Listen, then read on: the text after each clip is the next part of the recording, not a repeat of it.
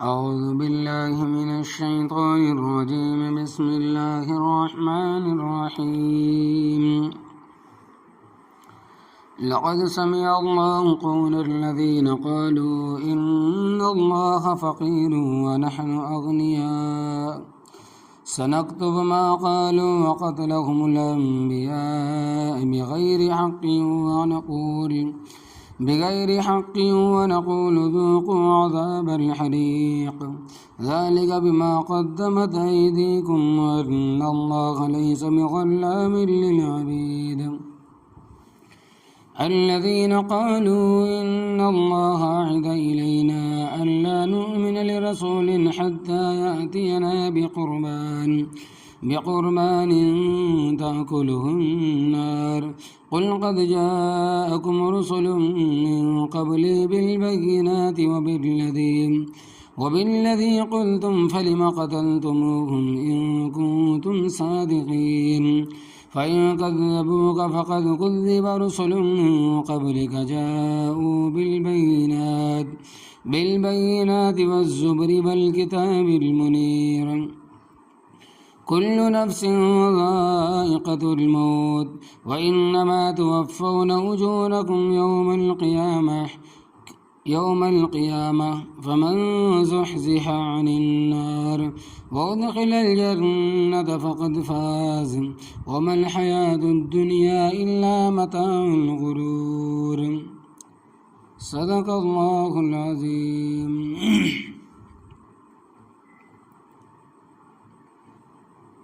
آپ حضرات کے سامنے میں نے جو تلاوت کی ہے سورہ آل عمران پارے 4 آیت نمبر 181 185 لفظی ترجمہ لقد سمع اللہ، البتہ تحقیق اللہ تبارک و تعالی نے سن لی ہے، قول الذین قالوا، ان لوگوں کی جنہوں نے کہا ان اللہ فقیر، بے شک اللہ تبارک و تعالی محتاج ہے، ونحن اغنیاء، اور ہم مالدار ہیں، سنکتب ما قالوا، بتاکید ہم لکھیں گے جو کچھ انہوں نے کہا ہے، وقتلہم الانبیاء، اور ان کا اللہ تبارک و تعالی کے نبیوں کو قتل کرنا بغیر حق، ناحق، ونقول، اور ہم کہیں گے ذوقوا عذاب الحریق، چکھو جلانے والی آگ کا عذاب، ذالک بما قدمت ایدیکم، یہ بسبب اس کے جو بھیجا آگے تمہارے ہاتھوں نے، وان اللہ، اور بے شک اللہ تبارک و تعالی لیس بظلام للعبید، نہیں ہے ظلم کرنے والا بندوں پر، الذین قالوا، وہ لوگ جنہوں نے کہا ان اللہ عہد الینا، بے شک اللہ تبارک و تعالی نے عہد کیا ہے ہمارے ساتھ، اللہ نؤمن لرسول، یہ کہ ہم نہ ایمان لائیں کسی رسول پر، حتی یأتینا بقربان، یہاں تک کہ وہ لائے ہمارے پاس ایسی قربانی، تاکلہ النار، کہ کھا جائے اس کو آگ، قل قد جاءکم رسل، آپ صلی اللہ علیہ وسلم کہہ دیں کہ تحقیق آئے تمہارے پاس رسول من قبلی، مجھ سے پہلے، بالبینات، واضح دلیلوں کے ساتھ، وبالذی قلتم، اور وہ چیز بھی جو تم نے کہی ہے، فلم قتلتموہم، پس تم نے ان کو کیوں قتل کیا، ان کنتم صادقین، اگر ہو تم سچے،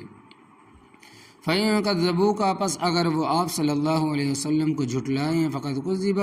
پس تحقیق جھٹلائے گئے، رسول من قبل کا، کئی رسول آپ سے پہلے، جاءوا بالبینات، لائے وہ واضح دلائل، والزبری، اور صحیفے، والکتاب المنیر، اور ایسی کتابیں جو روشنی پہنچانے والی تھیں، کل نفس ذائقۃ الموت، ہر نفس موت کا ذائقہ چکھنے والا ہے، وَإِنَّمَا تُوَفُّونَ، اور پختہ بات ہے تمہیں پورا دیا جائے گا، اجورکم، تمہارا اجر، یوم القیامہ، قیامت والے دن، فمن زحزح عن النار، پس وہ شخص جو دور رکھا گیا دوزخ کی آگ سے، وادخل الجنت، اور داخل کیا گیا جنت میں، فقط فاز، پس تحقیق وہ کامیاب ہو گیا، وما الحیات الدنیا، اور نہیں ہے دنیا کی زندگی، الا متاع الغرور، مگر دھوکے کا سامان۔ اب تمام حضرات کے سامنے اس سے پہلے درس میں بخل کی مذمت بیان کی گئی ہے۔ آج کی آیات بھی اسی سلسلے میں ہے۔ نبی کریم صلی اللہ علیہ وسلم نے حضرت ابوبکر صدیق رضی اللہ تعالیٰ عنہ کو دعوت اسلام کا پیغام دے کر یہود بنو قینقاع کی طرف بھیجا۔ اس دعوت نامے کا عنوان اس طرح ہے کہ اتقوا اللہ، اللہ تبارک و تعالیٰ سے ڈرو اور ایمان لے آؤ، کیونکہ تم جانتے ہو کہ نبی کریم صلی اللہ علیہ وسلم برحق ہے، اور اس بات کی گواہی خود تمہاری کتابوں میں موجود ہے، اور نماز قائم کرو، زکوٰۃ ادا کرو، واقرضوا اللہ قرضا حسنا، اور اللہ تبارک و تعالیٰ کو قرض حسنہ دو۔ تو حضرت ابوبکر صدیق رضی اللہ تعالیٰ عنہ یہ خط لے کر بنو قینقاع پہنچے۔ اس وقت یہودیوں کا بڑا عالم فحاظ ابن عازورہ بیت المدارس میں تعلیم دے رہا تھا۔ نبی کریم صلی اللہ علیہ وسلم کا خط مبارک پڑھ کر کہنے لگا کہ اس کا مطلب یہ ہے کہ اللہ فقیر ہے، ہم مالدار ہیں، اس لیے تو ہم سے قرض مانگتا ہے، الیاذ باللہ۔ حضرت ابوبکر صدیق رضی اللہ تعالیٰ عنہ یہ سن کر برداشت نہ کر سکے اور اس یہودی عالم کو تھپڑ مارا اور فرمایا کہ اگر ہمارے تمہارے درمیان معاہدہ حائل نہ ہوتا تو میں تلوار سے تیرا کام تمام کر دیتا۔ فحاظ ابن عازورہ نے نبی کریم صلی اللہ علیہ وسلم سے شکایت کی کہ حضرت ابوبکر صدیق رضی اللہ تعالیٰ عنہ نے ان کے ساتھ زیادتی کی ہے۔ تو آپ صلی اللہ علیہ وسلم کے دریافت کرنے پر حضرت ابوبکر صدیق رضی اللہ تعالیٰ عنہ نے کہا کہ اللہ کے رسول، اس شخص نے اللہ تبارک و تعالیٰ کی شان میں گستاخی کی ہے۔ تو ان آیات میں اللہ تبارک و تعالیٰ نے یہود کی اس گستاخی کا جواب دیا ہے کہ قرض حسنہ کا ذکر قرآن پاک میں موجود ہے کہ من ذا الذی یقرض اللہ قرضا حسنا، کون ہے تم میں جو اللہ تبارک و تعالیٰ کو قرض حسنہ دے۔ قرض حسنہ کی تعریف یہ ہے کہ کوئی آدمی ایسے شخص کو جو قرض لینے کا حقدار ہے اپنے حلال اور طیب مال میں سے دے، اور قرض کی وصولی میں اسے تنگ نہ کرے اور احسان بھی نہ جتلائے۔ قرض حسنہ کا 17 گنا ثواب ملتا ہے۔ ظاہری طور پر دیکھا جائے تو بات سمجھ میں نہیں آتی، کیونکہ صدقے میں تو پیسے ہاتھ سے نکل جاتے ہیں اور واپس دنیا میں نہیں ملتے، اس کا ثواب 10 گنا، اور قرض حسنہ جو واپس ملنا ہے اس کا ثواب 17 گنا۔ تو ظاہری طور پر یہ بات عقل میں نہیں آتی، مگر حقیقت اسی طرح، کیونکہ جو شخص صدقہ دیتا ہے وہ اپنا فائدہ تلاش کرتا ہے، مصیبت ٹلے گی اور ثواب ملے گا، اور قرض حسنہ دینے والا دوسروں کو فائدہ پہنچاتا ہے اور اس کی مجبوری کو سامنے رکھتا ہے، اس لیے اس کے 7 نمبر زیادہ ہیں۔ مگر اس زمانے میں قرض حسنہ دینے اور لینے والے بہت کم ہیں، اور اللہ تبارک و تعالیٰ کو قرض حسنہ دینے میں شبہ ہے، یہاں تشبہ ہے۔ اور تشبہ اس طرح ہے کہ جس طرح تم کسی کو قرض دیتے ہو تو تمہیں معلوم ہوتا ہے کہ اگر رقم مجھے ملے گی، اسی طرح یہاں سمجھو کہ جو اللہ تبارک و تعالیٰ کو قرض دے گا، یعنی اس کی مرضی کے مطابق رقم خرچ کرو گے، وہ ضائع نہیں ہوگی بلکہ اس کا بدلہ تمہیں ضرور ملے گا، کیونکہ تشبہ من کل الوجوہ نہیں ہوتی بلکہ من وجہ ہوتی ہے۔ مثال کے طور پر بہادر آدمی کو کہتے ہیں کہ یہ شیر ہے، اس کی تشبیہ صرف بہادری میں ہے، کوئی یہ نہیں کہتا کہ یہ شیر ہے، تو اس کی 4 ٹانگیں دکھاؤ، دم دکھاؤ، گردن پر بال دکھاؤ، کیونکہ تشبہ صرف بہادری میں ہے کہ جس طرح خشکی کے جانوروں میں شیر سب سے بہادر ہے، یہ بھی شیر کی طرح بہادر ہے۔ یا کوئی آدمی کند ذہن ہے، بات نہیں سمجھتا، تو اسے کہا جائے گا کہ گدھا ہے۔ تو یہاں تشبہ صرف بے سمجھی میں ہے، یہ نہیں کہ اس کی 4 ٹانگیں اور کان ہے اور چوڑی پیٹھ ہے۔ یا بخیل آدمی کے بارے میں کہا جائے گا کہ بہادر وہ تو لوہے کا تھن ہے، یعنی جس طرح لوہے کے تھن سے دودھ نہیں نکلتا، اسی طرح سے آدمی سے بھی کچھ حاصل نہیں ہوگا۔ اور کوئی آدمی زبان کا بڑا میٹھا ہو اور اندر سے چھری ہو تو اس کو کہا جائے وہ سونے کی چھری ہے۔ تو اللہ تبارک و تعالیٰ کو قرض دینے میں یہ تشبیہ ہے کہ تم جو اللہ تبارک و تعالیٰ کے راستے میں خرچ کرو گے اس کا صلہ ہمیں ضرور ملے گا۔ اور اس بات کو یہودی بھی سمجھتے تھے مگر شریر تھے، اس واسطے کہا کہ مسلمانوں کا خدا فقیر ہو گیا ہے، نعوذ باللہ من ذالک، اور ہم مالدار ہیں اس لیے ہم سے قرضہ مانگتا ہے۔ تو اللہ تبارک و تعالیٰ فرماتے ہیں کہ لقد سمع اللہ قول الذین قالوا، البتہ تحقیق اللہ تبارک و تعالیٰ نے سن لی ہے بات ان لوگوں کی جنہوں نے کہا کہ ان اللہ فقیر، بے شک اللہ تبارک و تعالیٰ محتاج ہے، ونحن اغنیاء، اور ہم مالدار ہیں، لہٰذا رب ہم سے قرض مانگتا ہے۔ سنکتب ما قالوا، بتاکید ہم لکھیں گے جو کچھ انہوں نے کہا ہے، یعنی ہم لکھنے کا حکم دیں گے، کیونکہ رب تعالیٰ خود نہیں لکھتا، اس کے فرشتے کرامن کاتبین لکھتے ہیں۔ یہ بات جو انہوں نے کہی ہے یہ تو درج ہو گئی، اس کے علاوہ یہ بات بھی ہمارے پاس لکھی ہوئی ہے کہ وقت لہم الانبیاء بغیر حق، اور ان کا اللہ تبارک و تعالیٰ کے نبیوں کو ناحق قتل کرنا، کیونکہ اللہ تبارک و تعالیٰ کے پیغمبر جو ہے وہ حق تھے، حق کہتے تھے، وہ ان کو اچھا نہیں لگتا تھا، اس لیے ان کے خلاف ہو گئے اور ان کو قتل کر دیا، جیسے کہ شعبہ علیہ السلام کو شہید کیا گیا، یحییٰ علیہ السلام کو شہید کیا، کافی پیغمبر شہید کیا اور ناحق شہید کیے، کیونکہ شریعت میں قتل حق کی 3 صورتیں، ان 3 صورتوں کے علاوہ کسی کو قتل کرنا جائز نہیں۔ پہلی صورت یہ ہے کہ کوئی شخص مرتد ہو جائے العیاذ باللہ، تو اس کو 3 دن کی مہلت دی جائے گی تاکہ وہ اپنے شکوک و شبہ دور کر لے۔ اگر 3 دن میں اس نے شکوک و شبہ دور کر کے توبہ نہ کی تو اسے قتل کر دیا جائے گا، اور پیغمبروں کے متعلق تو اس کا قصور بھی نہیں کیا جا سکتا، تصور بھی نہیں کیا جا سکتا، وہ اسلام کو چھوڑیں گے۔ دوسری صورت یہ ہے کہ کوئی آدمی دیدہ دانستہ طور پر آلائے قتل کے ساتھ کسی بے گناہ کو قتل کر دے تو اس قاتل کو قصاصاً قتل کیا جائے گا، اور پیغمبر کسی کو ارادتاً ناحق نہیں قتل کرتے۔ اور تیسری صورت ہے کہ شادی شدہ مرد عورت زنا کرے تو ان کو سزا کے طور پر رجم کیا جائے گا، اور پیغمبروں کے متعلق اس کا بھی تصور نہیں کیا جا سکتا، لہٰذا جتنے پیغمبر بھی شہید کیے گئے یعنی کہ ناحق شہید کیے گئے، بے قصور شہید کیے گئے۔ وَنَقُولُ ذُوقُوا عَذَابَ الْحَرِيقِ، اور ہم کہیں گے چکھو جلانے والی آگ کا عذاب، تم نے دنیا میں رب تعالیٰ کو فقیر کہا اور اس کے پیغمبروں کو شہید کیا، حق کا مقابلہ کیا، اب اس کا مزہ چکھو۔ اور ہم کہیں گے کہ ذَلِكَ بِمَا قَدَّمَتْ أَيْدِيكُمْ، یہ بسبب اس کی جو بھیجا آگے تمہارے ہاتھوں نے، یعنی تمہارے ہاتھوں کی کرتوت ہے۔ وَأَنَّ اللَّهَ لَيْسَ بِظَلَّامٍ لِّلْعَبِيدِ، اور بے شک اللہ تبارک و تعالیٰ نہیں ہے ظلم کرنے والا بندوں پر، اللہ تبارک و تعالیٰ نے ظلم حرام کیا ہوا ہے اپنی ذات کے لیے بھی اور مخلوق کے لیے بھی۔ کسی نے قاعدے کے مطابق نیکی کی ہے تو اس کو اجر ملے گا، اور کسی نے ذرہ برابر بھی بدی کی ہے تو اس کی سزا وہ پائے گا۔ الا من رحم اللہ الذین قالوا، وہ لوگ جنہوں نے کہا ان اللہ عہد الینا، بے شک اللہ تبارک و تعالیٰ نے عہد کیا ہے ہمارے ساتھ، اللہ نؤمن لرسول،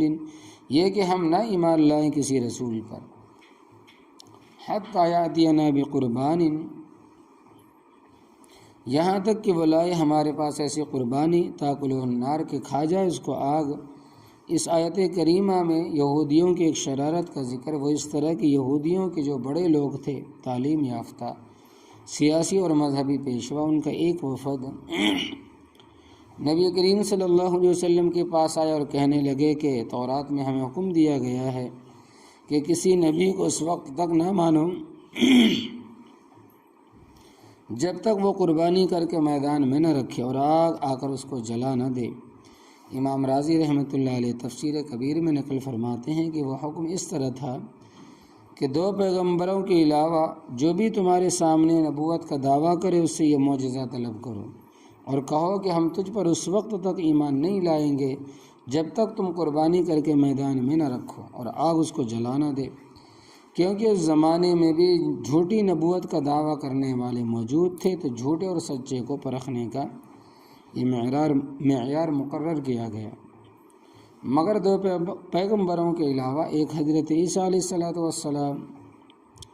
اور ایک نبی کریم صلی اللہ علیہ وسلم، کہ ان کے متعلق حکم تھا کہ ان کو ہر حال میں ماننا ہے، تسلیم کرنا ہے۔ اور ایک نبی کریم صلی اللہ علیہ وسلم کہ ان کے متعلق حکم تھا کہ ان کو ہر حال میں ماننا ہے، ہر حال میں ماننا ہے، تسلیم کرنا ہے، یہ نشانی ان کے ہاتھ پر ظاہر نہیں ہوگی۔ یہ بات بھی تورات میں لکھی ہوئی تھی، لیکن انہوں نے آدھی بات بیان کی اور آدھی بات چھپائی۔ اس کو اس طرح سمجھو کہ لا تقربوا الصلاۃ پڑھے اور وانتم سکارا نہ پڑھے، اور کہے کہ میں تو نماز اس لیے نہیں پڑھتا، اللہ تبارک و تعالیٰ کا حکم ہے کہ نماز کے قریب نہ جاؤ۔ تو اس کو کہا جائے گا کہ بھائی اس آیت کریمہ کا سیاق و سباق دیکھیں تو یہ معلوم ہو جائے گا کہ نشے کی حالت میں نماز پڑھنے سے منع کیا گیا ہے، کیونکہ پہلے نماز کے اوقات کے علاوہ شراب حلال تھی اور حکم تھا کہ یا ایھا الذین آمنو، اے وہ لوگوں جو ایمان لائے ہو، لا تقربوا الصلاۃ وانتم سکارا، نہ قریب جاؤ نماز کے اس حالت میں کہ تم نشے کی حالت میں ہو، حتی تعلموا ما تقولون، پارہ 5، جب تک کہ تم نہ سمجھو جو تم کہتے ہو۔ یعنی آدمی جو کچھ نماز میں پڑھتا ہے اس کے مفہوم کا اس کو علم ہونا چاہیے، اس کو معلوم ہونا چاہیے کہ وہ کیا پڑھ رہا ہے، کیا کہہ رہا، اور یاد رکھنا ہم پر شراب کا نشہ تو نہیں مگر جہالت کا نشہ ہے۔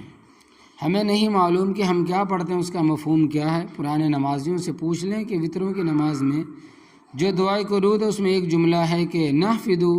تو اس نحفظو کا کیا معنی ہے نہیں بتا سکتے، 100 میں سے 2-4 ہی بتائیں گے، اور بس حالانکہ قرآن کا حکم ہے حتی تعلموا ما تقولون، یہاں تک کہ تم جان لو کہ کیا کہہ رہے ہو، جب تک تم سمجھو گے نہیں تمہاری نماز نہیں ہوگی۔ اور ہم نے طوطے کی طرح الفاظ رٹے ہوئے، حالانکہ نماز کے الفاظ کا ترجمہ سمجھنا بھی ضروری، کیونکہ نص قطعی ہے۔ حتی تعلموا ما تقولون، یہاں تک کہ تم جان لو کیا کہہ رہے ہو۔ تو خیر یہودیوں نے آگے پیچھے سے کاٹ کر تورات کا حکم سنایا کہ ہمیں تو یہ حکم دیا گیا ہے کہ تم اس پیغمبر پر ایمان لاؤ جو قربانی کر کے میدان میں رکھے اور آسمان سے آگ آ کر اس کو جلا دے۔ اللہ تبارک و تعالیٰ نے اس کے 2 جواب دیے کہ پہلا جواب قل قد جاءکم رسل من قبل بالبینات، آپ صلی اللہ علیہ وسلم کہہ دیں کہ تحقیق آئے تمہارے پاس رسول مجھ سے پہلے واضح دلیلوں کے ساتھ، یعنی اللہ تبارک و تعالیٰ کے کئی پیغمبر ایسے تشریف لائے جنہوں نے قربانی والا معجزہ تو نہیں دکھایا، لیکن اس کے علاوہ کئی اور معجزے اور دلائل لائے، مگر تم نے ان کو تسلیم نہیں کیا، کیونکہ ایسے پیغمبر بھی تھے جن کے لیے قربانی والی نشانی نہیں تھی، دوسرے معجزے اور دلائل تھے کیونکہ پیغمبر کے لیے تو نشانی چاہیے۔ دوسرا الزامی جواب وبالذی قلتم، اور وہ نشانی بھی لائے جو تم کہتے ہو، فلم قتلتموہم، پس تم نے ان کو کیوں قتل کیا، ان کو تم صادقین، اگر تم ہو سچے۔ آگے اللہ تبارک و تعالیٰ نے اپنے پیغمبر علیہ الصلاۃ والسلام اور ان کے متبعین کو تسلی دی کہ فَإِن كَذَّبُوكَ، پس اگر وہ آپ صلی اللہ علیہ وسلم کو، اے نبی کریم صلی اللہ علیہ وسلم، جھٹلائیں تو آپ صلی اللہ علیہ وسلم صبر کریں۔ فَقَدْ كُذِّبَ رُسُلٌ مِّن قَبْلِكَ، پس تحقیق جھٹلائے گئے کئی رسول آپ سے پہلے، جاءوا بالبینات، لائے وہ واضح دلائل اور معجزات، والزبر، زبور کی جمع ہے صحیفے، اور صحیفے لے کر آئے، والکتاب المنیر،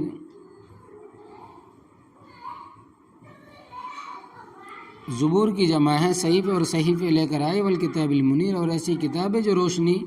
پہنچانے والی تھی، یعنی دلوں کو روشن کرنے والی تھی۔ ان لوگوں نے ان کو بھی جھٹلایا کیونکہ ان کا وتیرہ ہے نہ ماننا، لہذا آپ صلی اللہ علیہ وسلم اپنا کام کرتے جائیں۔ کل نفس ذائقۃ الموت، ہر نفس موت کا ذائقہ چکھنے والا ہے۔ رب تعالیٰ کی ذات کے سوا موت سے کوئی بھی مستثنیٰ نہیں ہے۔ اللہ تبارک و تعالیٰ کا ارشاد ہے کہ وَيَبْقَىٰ وَجْهُ رَبِّكَ ذُو الْجَلَالِ وَالْإِكْرَامِ، پارہ 27، اور باقی رہے گی تیرے رب کی ذات جو صاحب جلال عظمت ہے۔ فرشتے ہزارہا سال سے زندہ چلے آ رہے، مگر ایک وقت آئے گا کہ ان سب پر فنا آئے گی، حتیٰ کہ ملک الموت حضرت اسرائیل علیہ الصلاۃ والسلام بھی موت سے نہیں بچ سکتے۔ موت بہت زور آور چیز ہے۔ حضرت عمر بن عاص رضی اللہ تعالیٰ عنہ فرمایا کرتے تھے کہ مجھے اس پر تعجب ہے کہ جس کا ہوش و حواس قائم ہو اور مرتے وقت موت کی کیفیت بیان نہ کر سکے، جب ان کی موت کا وقت آیا تو ان کے بیٹے حضرت عبداللہ ابن عمر بن عاص رضی اللہ تعالیٰ عنہ نے کہا کہ ابا جی، صف لنا الموت، ابا جی آپ فرمایا کرتے تھے کہ بندے کے ہوش و حواس ٹھکانے ہوں اور مرتے وقت موت کی کیفیت نہ بیان کرے، مجھے اس پر تعجب ہوتا، لہٰذا اب آپ موت کی کیفیت بیان فرمائیں، کیا حال ہے؟ فرمایا کہ نہ پوچھو میری کیا کیفیت ہے، جس طرح سوئی کے ناکے سے میری جان نکالی جا رہی ہے اور کسی نے رضوا پہاڑ اٹھا کر میری گردن پر رکھ دیا ہے۔ مدینہ طیبہ میں احد پہاڑ کے بعد سب سے بڑا پہاڑ وَإِنَّمَا تُوَفَّوْنَ أُجُورَكُمْ، یعنی کہ وہ پہاڑ ہے۔ اب آگے فرمائیں کہ وَإِنَّمَا تُوَفَّوْنَ أُجُورَكُمْ، اور پختہ بات ہے تمہیں پورا دیا جائے گا تمہارا اجر یوم القیامہ، قیامت والے دن۔ بعض نیکیوں کا بدلہ دنیا میں بھی مل جاتا ہے، مال اور اولاد کی صورت میں، کاروبار کی ترقی کی صورت میں، مگر پورا بدلہ قیامت کو ملے گا۔ فمن زحزح عن النار، پس وہ شخص جو دور رکھا گیا یعنی بچا لیا گیا دوزخ کی آگ سے، وادخل الجنہ، اور داخل کیا گیا جنت میں، فقط فاز، پس تحقیق وہ کامیاب ہو گیا۔ فرمایا کہ اچھی طرح سمجھ لو، وما الحیات الدنیا الا متاع الغرور، اور نہیں ہے دنیا کی زندگی مگر دھوکے کا سامان، یہ دھوکہ دیتی ہے، زندگی کا کوئی اعتبار نہیں۔ اب معلوم نہیں تھوڑی دیر کے بعد ہے کہ نہیں، صبح ہے شام کا علم نہیں، موت کسی بھی وقت آ سکتی ہے، اس کا کوئی وقت مقرر نہیں، لہذا اس زندگی کو عارضی اور فانی زندگی سمجھو۔ اللہ عمل کی توفیق عطا فرمائے، آمین یا رب العالمین۔